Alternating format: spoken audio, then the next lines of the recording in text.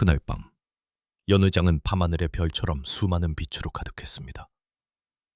맑은 유리잔이 부딪히는 소리, 나지막이 흐르는 악기 연주, 값비싼 음식과 향수가 뒤섞인 공기는 성공한 사람들의 부드러운 속삭임으로 채워져 있었습니다. 저는 윤소희입니다. 사람들은 저를 한식의 여왕이라 부르지만 그날 밤 저는 그저 제 아들 강지훈의 어머니로서 그 자리에 있었습니다.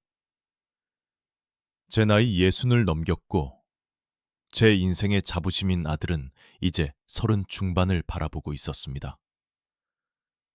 아들은 젊은 나이에 세상 사람들의 일상을 편리하게 만드는 슬기로운 기구를 만들어내어 모두의 주목을 받는 총명한 아이였죠. 저는 연단에 서서 자선 행사를 찾아주신 손님들에게 감사의 인사를 전하고 있었습니다. 제 시선은 자연스럽게 가장 중요한 자리에 앉아 있는 아들에게로 향했습니다. 아들의 얼굴에는 세상 어떤 것으로도 바꿀 수 없는 행복한 미소가 걸려 있었습니다. 그리고 그 미소의 이유는 아들의 곁에 앉아 있는 아리따운 여인 엘리 최 때문이었습니다. 아들의 반려자가 될 사람, 제게는 곧 딸이 될 아이였죠. 엘리는 흠잡을 데 없이 완벽한 사람이었습니다. 뉴욕에서 왔다는 그녀는 귀한 그림과 안목 있는 사람들을 연결해주는 일을 한다고 했습니다. 조용한 말투, 단아한 몸짓, 그리고 누구에게나 친절을 베푸는 따뜻한 마음씨까지. 제 아들이 그런 보석 같은 여인을 만난 것은 분명 큰 복이라고 생각했습니다. 저는 연설을 하며 아들 내외의 밝은 앞날을 축복하는 말을 덧붙였습니다.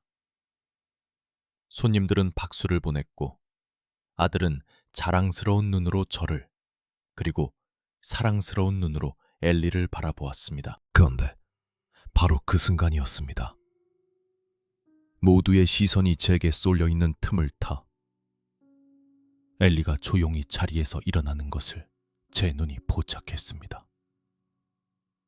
그녀는 누구에게도 방해되지 않으려는 듯 몸을 낮추고 소리 없이 연회장 구석, 주방으로 향하는 으슥한 문으로 사라졌습니다. 그저 화장을 고치러 가는 것이려니 생각할 수도 있었습니다. 하지만 수십 년간 수많은 사람들을 겪으며 다져진 짐승과도 같은 제 감각이 위험 신호를 보내고 있었습니다. 무언가 아주 잘못되었다는 불길한 느낌이었습니다. 저는 손님들에게 잠시 양해를 구하고 연단에서 내려와 마치 산책이라도 하듯 천천히 그녀가 사라진 문으로 향했습니다. 문 뒤의 복도는 화려한 연회장과는 전혀 다른 세상이었습니다. 희미한 불빛 아래 음식 기름 냄새와 소독약 냄새가 섞여 코를 찔렀습니다. 그리고 저만치 복도 끝에서 저는 엘리의 뒷모습을 발견했습니다. 그녀는 등을 보인 채 서서 마치 며칠은 굶은 사람처럼 허겁지겁 무언가를 손에 든 채 입에 밀어넣고 있었습니다. 저는 발소리를 죽이고 조심스럽게 다가갔습니다. 가까이 다가갈수록 제 심장은 이유를 알 수 없는 불안감으로 차갑게 식어갔습니다. 그리고 마침내 그녀가 무엇을 먹고 있는지 확인한 순간 제 세상은 산산조각이 났습니다. 그녀가 손에 든 작은 접시 위에는 먹음직스러운 붉은 빛을 띤 호랑이 새우가 매콤한 양념에 버무려져 있었습니다. 바로 한 달 전, 제 아들과의 관계를 송두리째 흔들었던 바로 그 새우였습니다. 엘리는 새우에 닿기만 해도 목숨이 위험할 정도로 심한 거부 반응이 있다고 제 아들은 제게 눈물로 호소했었습니다. 제 머릿속에서는 한 달 전 그 끔찍했던 날의 기억이 폭풍처럼 휘몰아쳤습니다. 저녁 식사 자리에서 제가 내놓은 음식에 아주 적은 양의 새우즙이 들어갔다는 이유만으로 숨을 제대로 쉬지 못하고 쓰러졌던 엘리의 모습. 다급하게 울리던 구급차의 시끄러운 소리. 병원 특유의 소독약 냄새와 하얀 천장.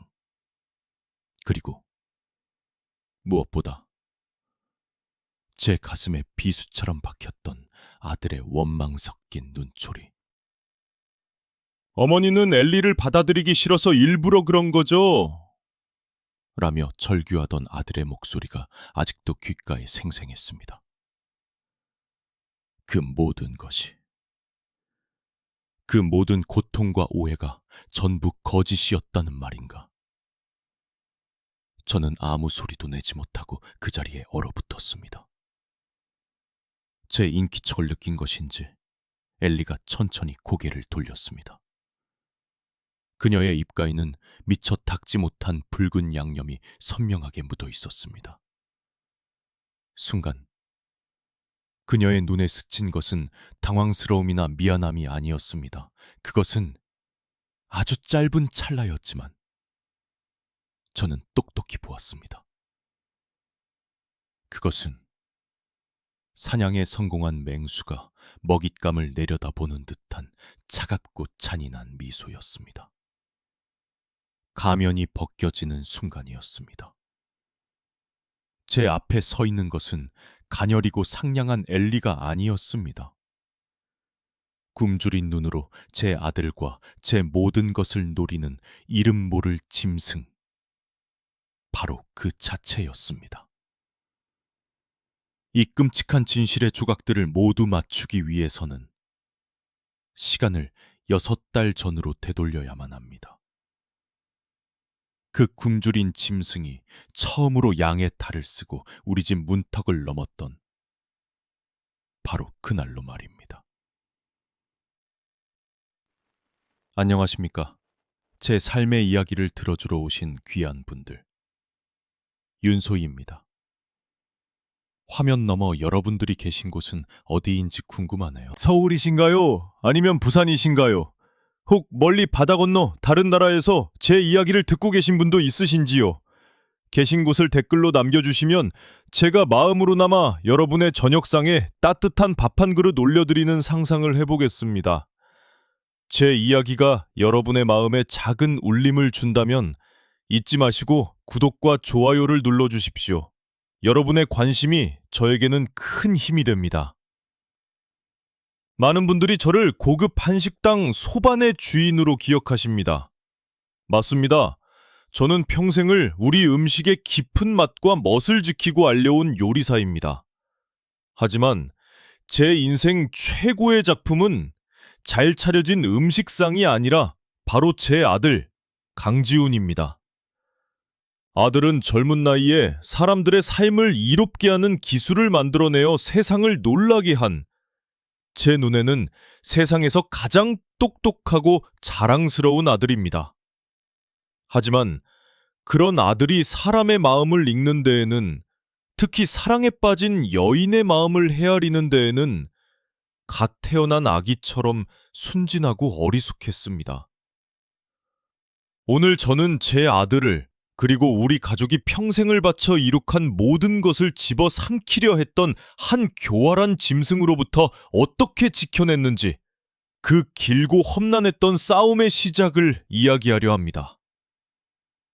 6달 전, 눈부신 햇살이 제 식당의 정원을 가득 채우던 어느 평화로운 오후였습니다. 저는 주방에서 새로 들어온 귀한 버섯의 향을 맡으며 저녁 손님상에 올릴 새로운 요리를 구상하고 있었습니다. 그때 제 아들 지훈이가 예고도 없이 식당으로 찾아왔습니다. 아들의 얼굴은 평소의 진중한 모습과는 달리 마치 세상을 다 가진 어린아이처럼 환하게 빛나고 있었습니다. 그리고 아들의 뒤에는 처음 보는 낯선 여인이 수줍은 듯 서 있었습니다. 어머니, 인사하세요. 제게 아주 소중한 사람, 엘리 최입니다. 아들의 목소리는 기쁨으로 살짝 떨리고 있었습니다.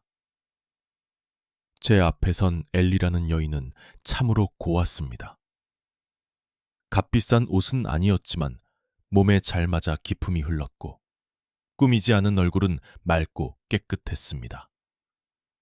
그녀는 자신이 뉴욕에서 왔으며 귀한 예술품을 새로운 주인에게 연결해주는 일을 한다고 소개했습니다.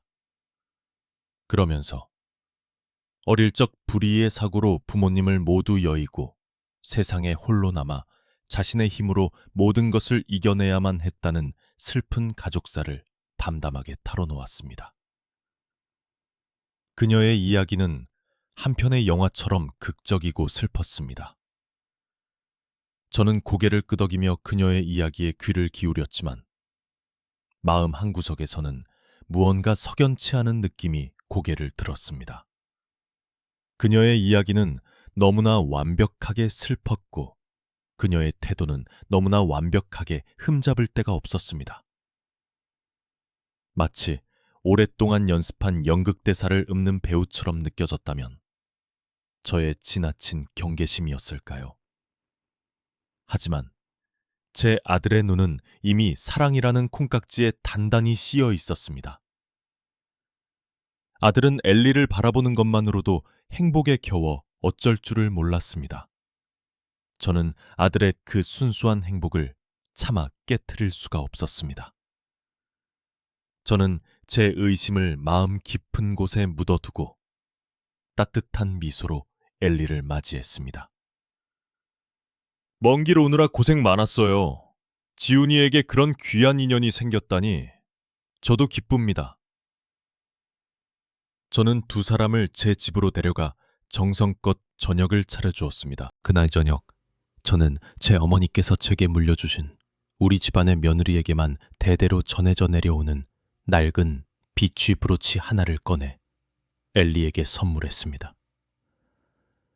그것은 값으로 따질 수 없는 우리 가족의 역사와 사랑이 담긴 소중한 물건이었습니다. 이것을 자네에게 주고 싶네. 우리 가족이 된 것을 환영하는 내 마음이야. 제 말에 엘리는 금방이라도 눈물을 쏟을 것처럼 감격한 얼굴로 제 손을 잡았습니다. 어머님, 이렇게 귀한 것을 제가 받아도 될까요? 정말 감사합니다. 평생 소중히 간직하겠습니다. 그녀의 목소리는 진심 어린 감동으로 떨리는 듯 했습니다. 아들 역시 그 모습을 보며 흐뭇한 미소를 지었습니다. 하지만 바로 그때였습니다. 아들이 잠시 다른 곳을 보는 사이 저는 엘리의 얼굴에 스쳐 지나가는 아주 미세한 변화를 놓치지 않았습니다. 그녀는 감격에 젖어 있던 표정을 순간 지우고 손에 들린 비치 브로치를 아주 잠깐, 마치 시장에서 물건값을 흥정하는 상인처럼 차가운 눈으로 가늠하듯 내려다보았습니다. 그 차가운 눈빛은 불과 눈 깜빡할 사이에 사라지고 그녀의 얼굴에는 다시 상냥하고 감사함 가득한 미소가 떠올랐습니다. 그 순간 제 마음속에 묻어두었던 작은 의심의 씨앗이 차가운 흙을 뚫고 아주 작은 싹을 틔우기 시작했습니다. 그날 이후 엘리는 마치 오랫동안 준비라도 한 듯 완벽하게 우리 가족의 삶 속으로 스며들었습니다. 그녀는 주말마다 우리 집을 찾아와 살갑게 제 어깨를 주물렀고 제가 좋아하는 꽃을 기억해 작은 화분을 선물하기도 했습니다. 제 친척들과 친구들을 만나는 자리에서는 한 사람 한 사람에게 정중하게 인사를 건네며 그들의 이야기를 진심으로 들어주는 듯한 모습을 보였습니다.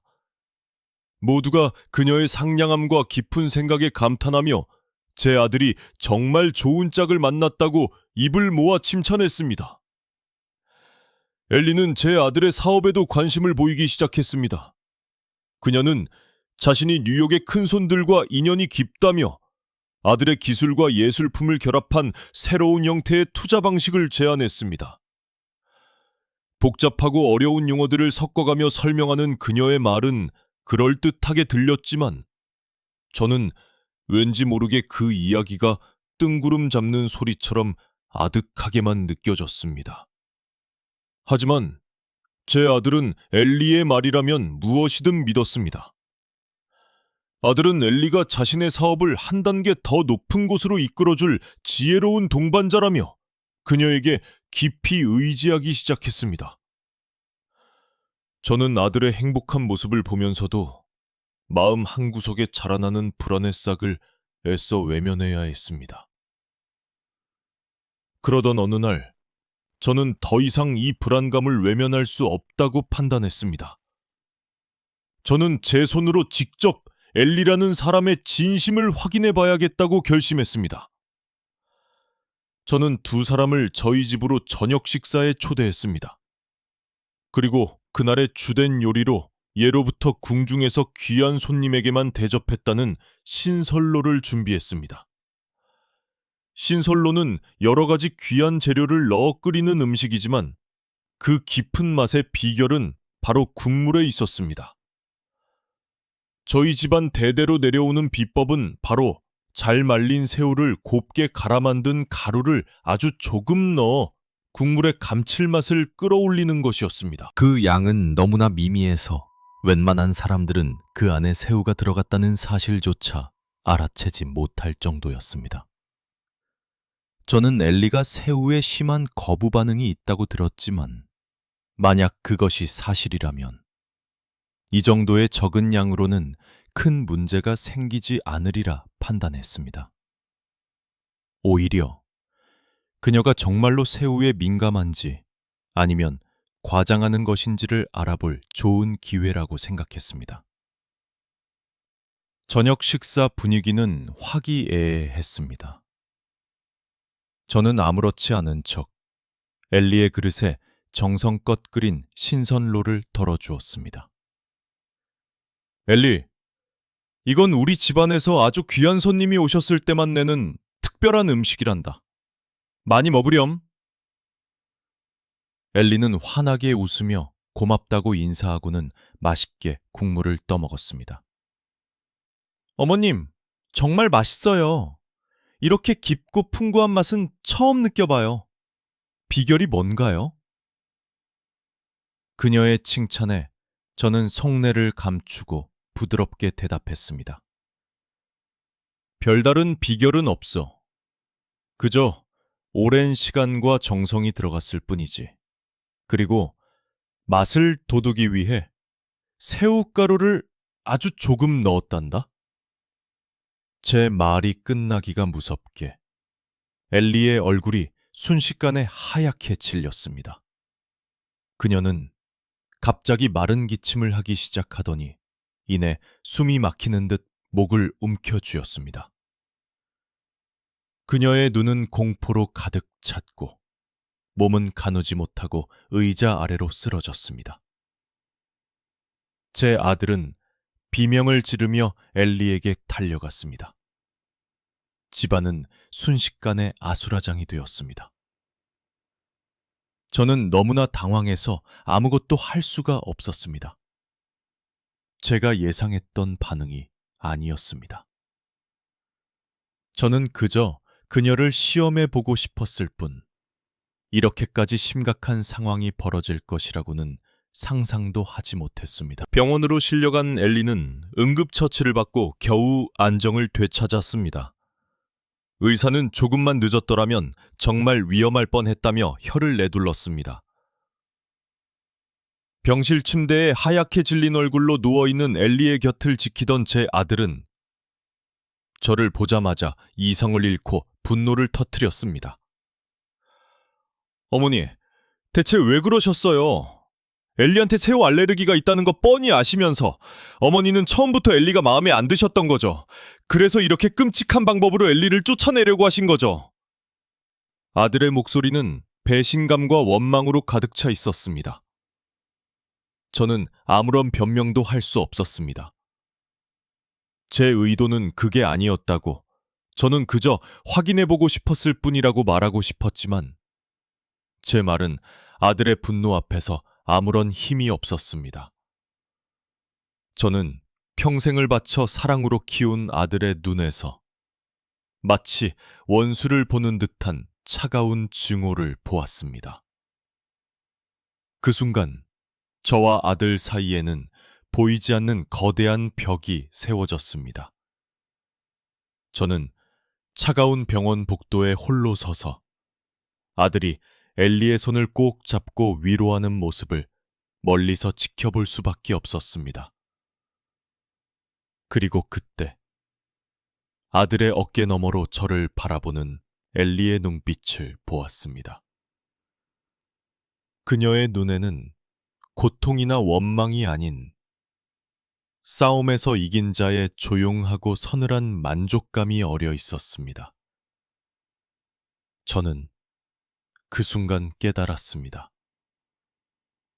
제가 파놓은 함정에 빠진 것은 엘리가 아니라 바로 저 자신이었다는 것을 말입니다.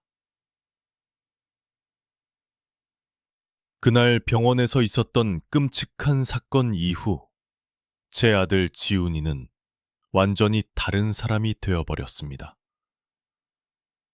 아들은 더 이상 제 말을 믿지 않았습니다. 제가 하는 모든 말을 늙은 어머니의 고집이나 엘리를 향한 질투로 치부해버렸습니다.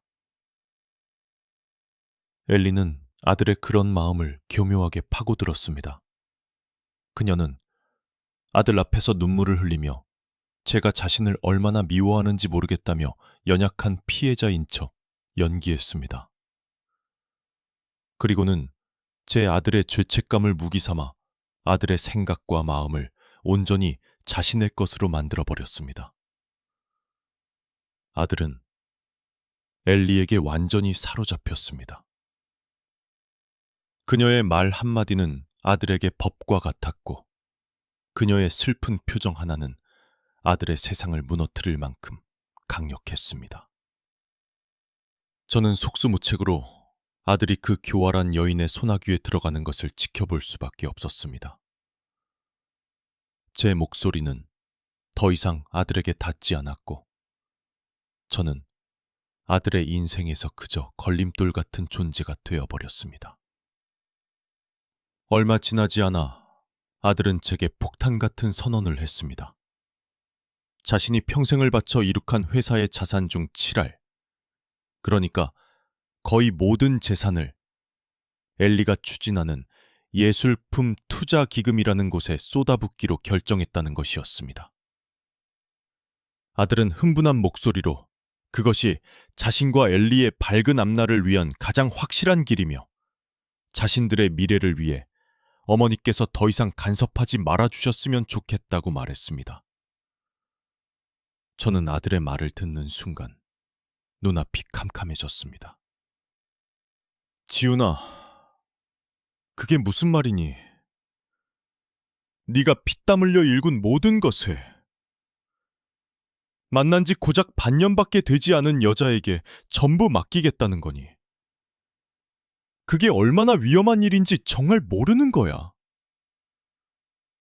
저는 애끓는 심정으로 아들을 설득하려 했습니다. 사업 계획서를 보여달라고 믿을 만한 전문가들의 의견이라도 들어보자고 애원했습니다. 하지만 아들은 귀찮다는 듯 손을 내저었습니다.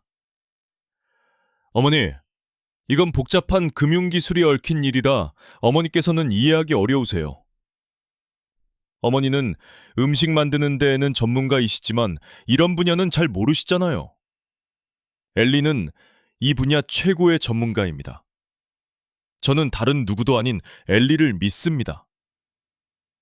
어머니는 왜 그냥 제 행복을 빌어주지 못하시는 건가요? 아들의 말은 날카로운 칼이 되어 제 심장을 찔렀습니다.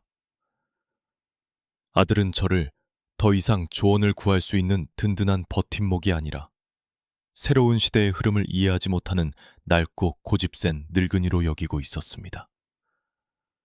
저는 지푸라기라도 잡는 심정으로 제가 평생을 믿고 의지해온 오랜 친구들과 친척들에게 도움을 청했습니다. 저는 그들에게 엘리가 어딘가 미심쩍다고, 제 아들이 위험한 선택을 하려는 것 같다고 눈물로 호소했습니다. 하지만 그들의 반응은 차가웠습니다. 그들 역시 이미 엘리의 완벽한 연기에 완전히 속아 넘어간 뒤였습니다.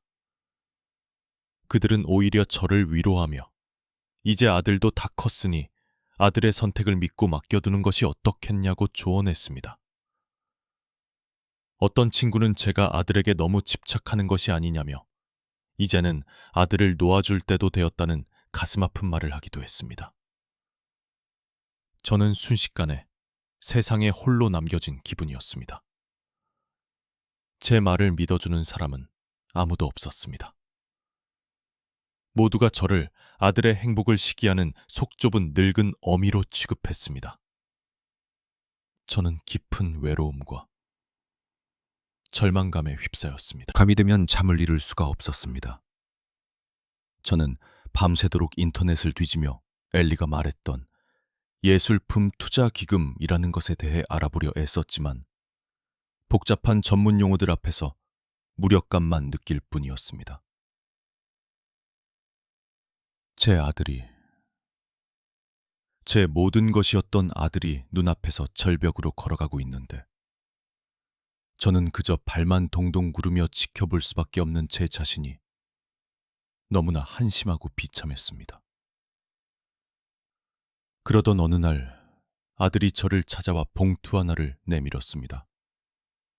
그 안에는 제 식당 소반의 이름으로 열리는 자선 행사의 초대장이 들어 있었습니다. 어머니, 이번 행사에는 엘리가 제 공식적인 동반자로 함께 참석할 겁니다. 모든 사람들 앞에서 어머니께서 엘리를 저희 가족으로 온전히 받아들이셨다는 것을 보여주셨으면 좋겠어요. 더 이상 저희의 앞날에 그림자를 들이우지 말아주세요. 아들의 목소리는 단호했습니다. 저는 말없이 초대장을 내려다 보았습니다. 화려한 금박으로 장식된 초대장. 그곳은 제가 평생을 일궈온 저의 왕국이었습니다. 그곳의 모든 사람들은 저를 믿고 따랐습니다. 저는 그 순간 깨달았습니다. 더 이상 물러설 곳이 없다는 것을. 만약 싸워야 한다면 제가 가장 잘 알고 저를 가장 강하게 만들어주는 바로 그곳에서 싸워야 한다는 것을. 제 식당, 저의 소반이 바로 이 길고 지독한 전쟁의 마지막 싸움터가 될 것이었습니다. 저는 아들을 보며 희미하게 미소를 지었습니다. 그리고 제 마음 속에서는 차가운 결심이 불꽃처럼 타오르기 시작했습니다. 다시 자선 행사가 열리던 그날 밤의 이야기로 돌아가 보겠습니다. 저는 차가운 복도에 서서 조금 전까지 제 아들의 목숨을 위협한다고 알려졌던 바로 그 새우 요리를 개걸스럽게 먹고 있는 엘리의 모습을 보고 있었습니다. 그 순간 제 머릿속을 어지럽히던 모든 의심의 안개가 걷히고 끔찍한 진실이 번개처럼 내리꽂혔습니다. 병원에서의 소동, 아들의 분노와 저를 향한 불신, 그리고 저의 깊은 죄책감과 외로움까지, 이 모든 것이 처음부터 끝까지 저 여인이 꾸며낸 한편의 잔인한 연극이었다는 것을 깨달았습니다. 그녀는 저를 아들의 인생에서 몰아내고 저를 고립시켜 힘을 빼앗기 위해 일부러 그런 상황을 만들어냈던 것입니다. 제 심장을 채웠던 충격과 공포는 이내 차가운 분노로 변했습니다. 피가 거꾸로 솟는다는 것이 어떤 느낌인지 저는 그날 밤 처음으로 알았습니다. 하지만 저는 소리를 지르거나 그녀의 멱살을 잡지 않았습니다. 그랬다가는 또다시 이성을 잃은 늙은 어미로 몰릴 것이 뻔했습니다. 저는 아무것도 보지 못한 사람처럼 아무 일도 없었다는 듯이 조용히 뒤돌아 화려한 불빛이 가득한 연회장으로 돌아왔습니다. 제 자리로 돌아온 저는 잠시 숨을 골랐습니다. 그리고는 다시 연단 위로 올라갔습니다.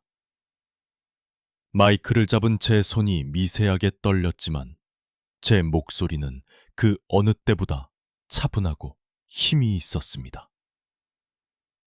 저는 잔을 높이 들고 환한 미소와 함께 손님들을 향해 말했습니다. 오늘 이 기쁜 자리를 빌려 여러분께 제 개인적인 경사를 하나 알리고자 합니다.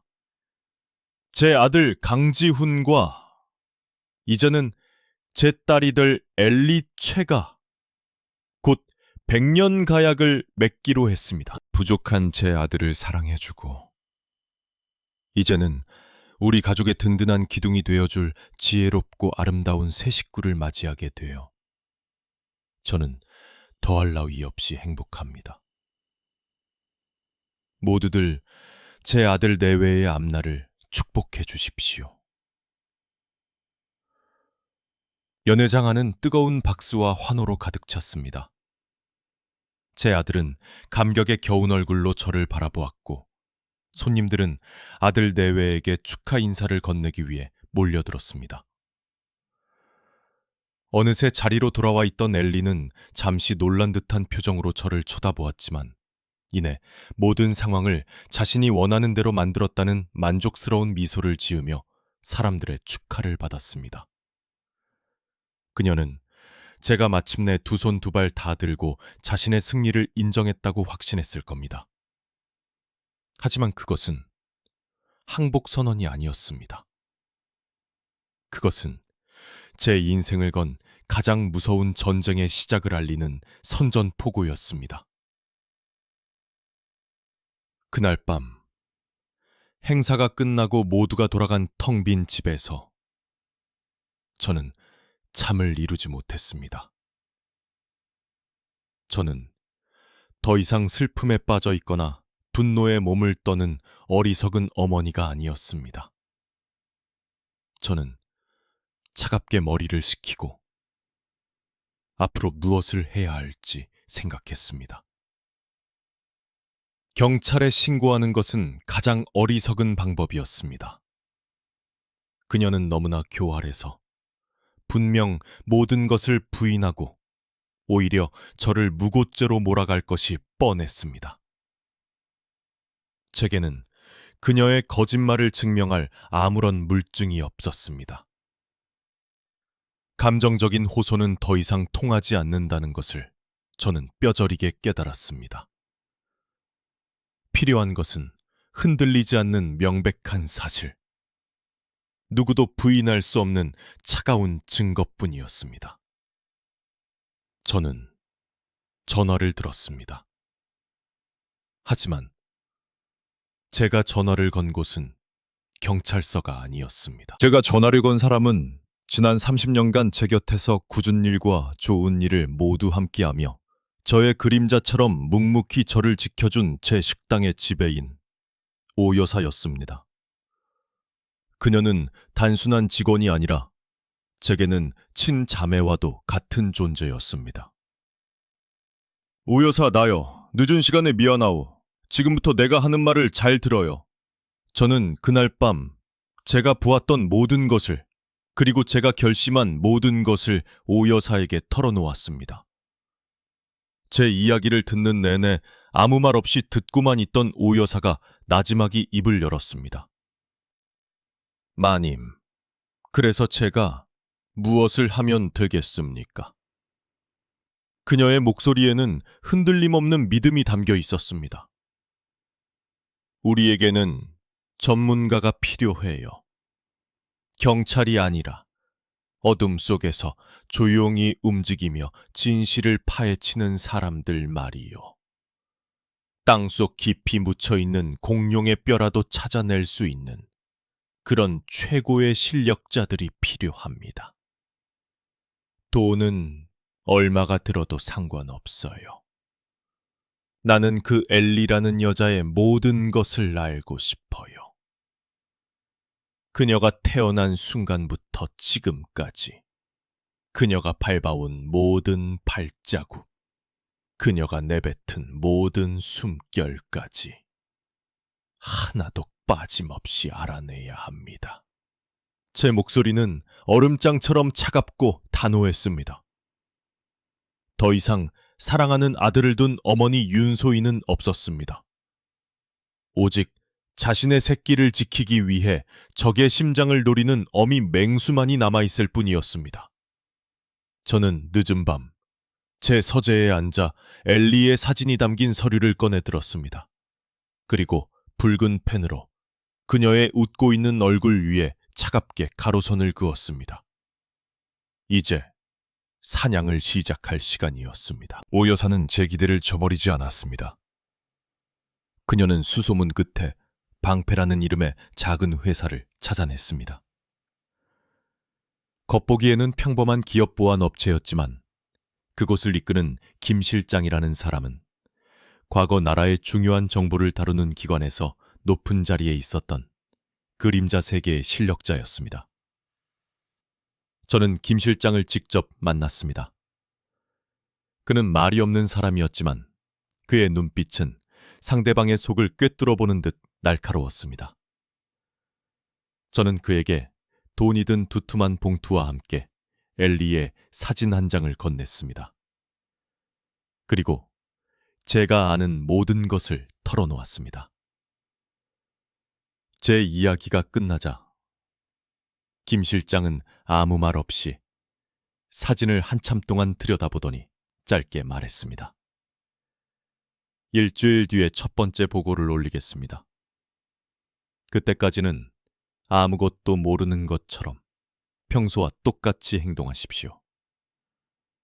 뱀을 잡으려면 뱀이 안심하고 굴 밖으로 기어나오게 만들어야 합니다. 그날 이후 저는 제 인생 최고의 연기를 시작했습니다. 저는 엘리에게 이전보다 더 자주 전화를 걸어 안부를 물었고 주말에는 함께 백화점에 가서 값비싼 옷과 가방을 사주며 예비 며느리에 대한 애정을 과시했습니다. 저는 그녀와 함께 웃고 그녀의 이야기에 귀를 기울이며 세상에서 가장 인자하고 너그러운 시어머니가 되었습니다. 제 아들 지훈이는 그런 제 모습을 보며 마침내 마음을 놓은 듯 안도했습니다. 아들은 제게 어머니, 이제야 제 마음을 알아주시는군요. 정말 감사합니다. 라며 진심으로 기뻐했습니다. 엘리 역시 저의 갑작스러운 변화에 처음에는 경계하는 듯 했지만 저의 완벽한 연기 앞에서 곧 의심을 거두었습니다. 그녀는 제가 완전히 자신의 편이 되었다고, 늙은 여자의 고집이 마침내 꺾였다고 확신하는 듯 했습니다. 경계심을 완전히 풀어버린 그녀는 이제 제 앞에서 자신의 계획을 서두르기 시작했습니다. 그녀는 아들을 재촉하여 투자 계약서에 서명할 날짜를 앞당겼습니다. 그리고는 보란듯이 그 중요한 계약을 바로 저희 집 거실에서 진행하자고 제안했습니다. 그것은 저에 대한 그녀의 마지막 조롱이자 승리를 확인하는 의식이었습니다. 늙은 여자의 마지막 자존심마저 자신의 발밑에 짓밟겠다는 교활한 계산이었죠. 저는 물론 흔쾌히 그러자고 했습니다. 정확히 일주일 뒤 김 실장에게서 연락이 왔습니다. 그의 사무실 책상 위에는 두툼한 서류 뭉치가 놓여 있었습니다. 김 실장은 결론부터 말했습니다. 엘리 최라는 이름은 가짜입니다. 그런 사람은 이 세상에 존재하지 않습니다. 그의 말에 따르면 그녀의 진짜 이름은 박유라였습니다. 그녀가 말했던 뉴욕의 명문대학 졸업장도, 부유했던 집안도, 비극적인 사고로 부모님을 잃었다는 슬픈 이야기까지 모든 것이 교묘하게 만들어낸 거짓이었습니다. 그녀는 결혼을 미끼로 사기를 치는 단순한 꽃뱀이 아니었습니다. 그녀의 진짜 전문 분야는 낭만적 투자를 통한 기업 사냥이었습니다. 그녀는 똑똑하지만 세상 물정에 어두운 젊은 사업가들에게 의도적으로 접근하여 사랑을 속삭이고 그들의 마음을 얻은 뒤 회사의 자산을 통째로 빼돌리는 수법을 쓰는 전문 사기꾼이었습니다. 제 아들은 그녀의 세 번째 목표물이었습니다. 김 실장의 보고서는 거기서 끝나지 않았습니다. 그는 박유라에게 모든 것을 빼앗긴 이전의 두 피해자를 찾아냈습니다. 한 명은 총랑받던 젊은 건축가였지만 지금은 모든 것을 잃고 택시를 운전하며 하루하루를 힘겹게 살아가고 있었습니다. 또 다른 한 명은 유능한 의사였지만 자신의 병원을 통째로 그녀에게 빼앗기고 깊은 절망에 빠져 있었습니다. 그들은 너무나 큰 충격과 수치심 때문에 누구에게도 피해 사실을 털어놓지 못하고 숨어 지내고 있었습니다. 저는 김 실장에게 그들을 만나게 해달라고 부탁했습니다. 저는 그들을 직접 만났습니다. 그들의 눈은 이미 삶의 빛을 잃고 텅 비어 있었습니다. 저는 그들에게 복수를 제안하지 않았습니다. 대신 정의를 되찾을 기회를 제안했습니다. 박유라는 당신들의 인생을 훔쳐갔습니다. 저는 당신들이 잃어버린 것을 되찾을 수 있도록 최고의 변호사를 붙여주겠습니다. 우리가 힘을 합쳐 공동으로 소송을 진행하는 겁니다. 제가 당신들에게 바라는 것은 단 하나입니다. 제가 신호를 보냈을 때 정해진 시간에 정해진 장소에 나타나 그 여자의 눈을 똑바로 쳐다봐 주십시오. 처음에는 망설이던 그들은 제 진심 어린 설득에 마침내 고개를 끄덕였습니다. 이제 모든 준비는 끝났습니다. 저는 며칠 뒤 박유라가 승리의 축배를 들기 위해 마련한 바로 그 자리, 저희 집 거실에 그녀를 위한 마지막 무대를 차리기 시작했습니다. 그 무대는 그녀의 화려한 성공을 위한 자리가 아니라 그녀의 추악한 민낯이 만천하에 드러날 심판의 자리가 될 것이었습니다. 마침내 운명의 날이 밝았습니다. 저희 집 거실에는 평소와 달리 무거운 긴장감이 감돌았습니다. 커다란 탁자 위에는 제 아들의 인생이 걸린 두툼한 계약 서류가 놓여 있었습니다. 제 아들 지훈이는 아무것도 모른 채 밝은 얼굴로 계약서의 내용을 살피고 있었고, 그 옆에 앉은 박유라, 아니 엘리는 승리를 눈앞에 둔 여왕처럼 여유로운 미소를 짓고 있었습니다. 그녀는 저를 향해 다정한 목소리로 말했습니다. 어머님, 마침내 저희의 미래를 믿어주시니 정말 기뻐요. 이 투자기금은 저희가 함께 만들어갈 거대한 왕국의 시작일 뿐이에요. 저는 그녀의 말에 고개를 끄덕이며 찻잔을 들었습니다. 물론이지. 너희의 앞날을 위해서라면 내가 무엇인들 못하겠니? 그런데 마침 우리 왕국에 함께하고 싶어하는 다른 동업자들이 있어서 말이다. 조금 늦었지만 이제 막 도착한 모양이구나. 제 말이 끝나자마자 거실의 커다란 미닫이문이 소리 없이 열렸습니다. 그리고 그 문으로 두 명의 낯선 사람이 조용히 들어섰습니다. 한때는 촉망받는 건축가였지만 이제는 지친 기색이 역력한 남자와 모든 것을 잃고 깊은 슬픔에 잠긴 눈을 한 여의사였습니다. 그들이 모습을 드러내는 순간 박일화의 얼굴에서 여유로운 미소가 순식간에 사라졌습니다.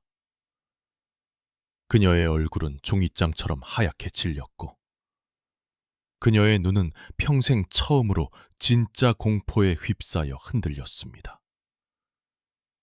건축가였던 남자가 그녀를 향해 나지막이 입을 열었습니다. 오랜만이군, 유라 씨. 아니, 내가 알던 이름은 제니였던가. 옆에 있던 여의사도 차가운 목소리로 말을 이었습니다. 제게는 자신을 클로이라 소개했었죠. 당신이 말했던 부동산 기금도 참으로 그럴듯하게 들렸었는데 말이에요. 제 아들은 눈앞에 펼쳐진 광경을 도저히 이해할 수 없다는 듯 얼어붙은 약혼녀와 낯선 두 사람을 번갈아 쳐다볼 뿐이었습니다. 저는 그때를 놓치지 않고 김 실장에게서 받은 두툼한 서류 뭉치를 탁자 위에 조용히 올려놓았습니다. 그 안에는 박유라의 진짜 신상과 그녀가 저질러온 모든 사기 행각의 증거가 고스란히 담겨 있었습니다. 저는 아들을 향해 말했습니다. 지은아, 엄마가 그냥 이 서류만 보여줄 수도 있었단다.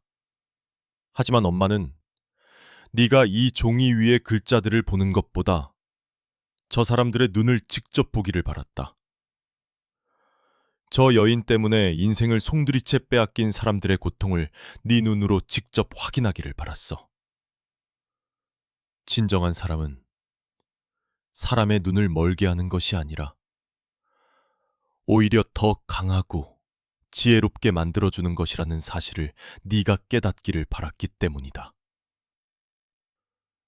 모든 것이 탈로 났음을 깨달은 박일화는 비명을 지르며 도망치려 했습니다. 하지만 집 밖에는 이미 김 실장의 사람들과 경찰들이 그녀를 기다리고 있었습니다. 그녀의 화려하고 잔인했던 연극은 그렇게 막을 내렸습니다. 그 사건이 있고 몇 달의 시간이 흘렀습니다. 박유라와 그녀의 공범들은 과거의 범죄까지 모두 밝혀져 법의 엄중한 심판을 받고 긴 시간 동안 죗값을 치르게 되었습니다. 제 아들 지훈이는 한동안 깊은 충격과 상실감에서 헤어나오지 못했습니다. 하지만 제 아들은 약하지 않았습니다. 아들은 자신의 아픔을 외면하지 않고 그것을 다른 사람들을 돕는 힘으로 바꾸었습니다. 아들은 자신과 같은 사기 범죄의 피해자들을 돕는 비영리 재단을 만들었습니다. 자신의 아픈 경험을 바탕으로 다른 사람들이 더 이상 거짓된 사랑에 속아 인생을 망치지 않도록 돕는 새로운 길을 걷기 시작한 것입니다. 어느 맑은 가을날, 저와 아들은 집 앞 툇마루에 앉아 따뜻한 차를 마시고 있었습니다. 우리 사이를 가로막고 있던 차가운 벽은 어느새 허물어지고 예전보다 더 깊고 단단한 믿음이 우리를 채우고 있었습니다. 아들이 저를 보며 말했습니다. 어머니, 고맙습니다. 어머니는 제 돈을 지켜주신 게 아니에요. 어머니는 바로 저 자신을 구해주셨습니다. 저는 아들의 손을 따뜻하게 잡아주며 대답했습니다. 나는 그저 네가 얼마나 강하고 지혜로운 아이인지 다시 한번 일깨워 주었을 뿐이란다. 너는 내 아들이니까. 제 이야기는 여기까지입니다. 이 이야기는 단순히 한 어머니의 복수 이야기가 아닙니다. 이것은 모진 풍파 속에서도 결코 꺼지지 않는 사랑의 힘에 대한 이야기이며 때로는 가장 고통스러운 진실을 마주해야만 비로소 진정한 길을 찾을 수 있다는 교훈에 대한 이야기입니다. 혹시 지금 힘든 시간을 보내고 계신 분이 있다면 부디 용기를 잃지 마십시오. 가장 어두운 밤이 지나야 가장 밝은 새벽이 오는 법이니까요. 제 이야기가 여러분의 마음에 작은 위로와 용기가 되었기를 바랍니다. 이야기가 마음에 드셨다면 채널 구독과 좋아요를 눌러주시면 저에게 큰 힘이 될 것입니다. 부디 건강하시고 여러분의 삶에 늘 행복이 가득하기를 진심으로 기원합니다.